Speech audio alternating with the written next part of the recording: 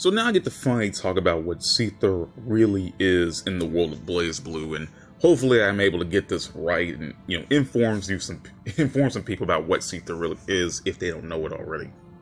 So Seithr is this weird substance that's something called a particle type program. It's also a bigger name in what Terry calls in BlazBlue Ultimate, but there's no way I'm gonna remember that name. But anyway, Seithr is all over the planet and is used for many things.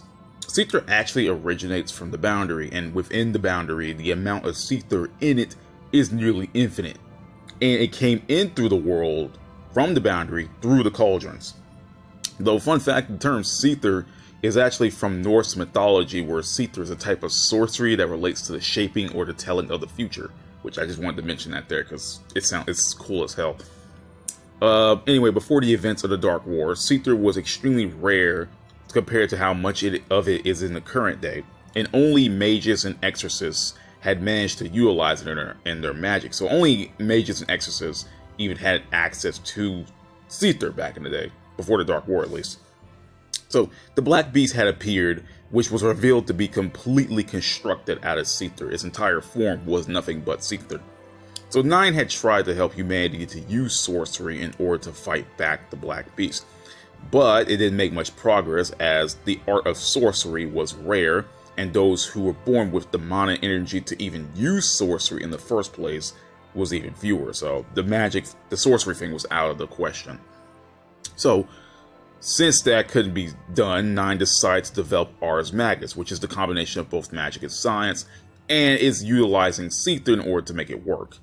So after the development of Ars Magus, its next evolutionary step was the Ars Magus, also known as the Armagus, and the final form of the Ars Magus is known as the Nox Nectoris.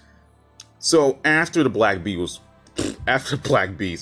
was killed during the Dark War, the Seithr that made up his body had spread up all over the planet, and it became so dangerous to be around it, which caused humanity to retreat to places where higher altitudes, which led to the creation of the hierarchical cities. But Seithr became so abundant that now everyone was using it in their everyday lives. Now, in smaller doses, Seithr is overall harmless to people and the environment itself, and Seithr cannot be seen, it cannot be smelt, and it cannot be tasted. However, when gathered in much bigger clusters, Seithr appears as black toxic clouds that can mutate and kill off people and animals, with the exception of the Kaka clan, who have a much higher resistance to Seithr than the average person. So even when some survive, they become, even if some animals survive or some people survive, they become more monstrous and deadly and feral, and yeah, that's because the Seithr is affecting them. Seithr can also become so dense it can rise above the atmosphere, so yeah, if you ever see a pillar of Seithr shooting up to space, you better stay away from it. So Celica A. Mercury, I want to talk about Celica, because Celica A. Mercury is a character who is both unique and infamous for her ability to completely shut down Seithr, and therefore shut down the use of Ars Magus. It's not really known if her ability affects Ars Magus, but it doesn't seem like it. Basic Ars Magus is what Celica can also screw around with. So there's that. Nox, obviously Nox, and since the Nox is already the final step, I feel like Nox is already exempt because people can still use their Nox Nectoris despite having Celica around.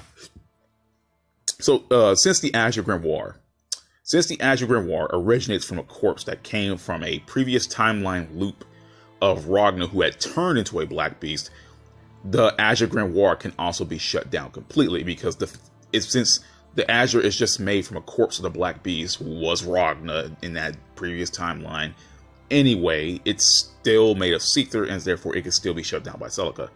Now, in XBLAZE, Nine herself is able to absorb Seithr with her covered eye. So, Celica shuts down, Nine absorbs. So it kind of works like a balance right there. Kushina's linchpin is also able to interrupt the flow of Seithr when activated. There are special individuals known as the Chosen, aka the Qualified. These are characters selected by Amaterasu to obtain the Azure and create a brand new world based on their desires. They're also able to use Ars Magus and therefore utilize Seithr even though there is no Seithr present to where they are. So they became special for being able to use Seithr without any Seithr. If that, so yeah. It is believed that everything and everyone in the world is made of Seithr, and it is believed that humans can be broken down into Seithr, as shown in Central Fiction, when once the chosen ones or the qualified, they lose the rights in order to obtain the Azure and, you know, create a new world based on their desires, they can be converted back into Seithr. And so characters like S, who was chosen by Amaterasu to be the guardian of the gate, S has to go around and back up their data in order so they can lead into the next world and not be gone completely. So that is Seithr in a nutshell. And honestly, this video was a lot shorter than I thought it'd be. But yeah, that is Seithr. It's pretty simple to understand. But yeah, that's it. I'm out, guys. Peace out.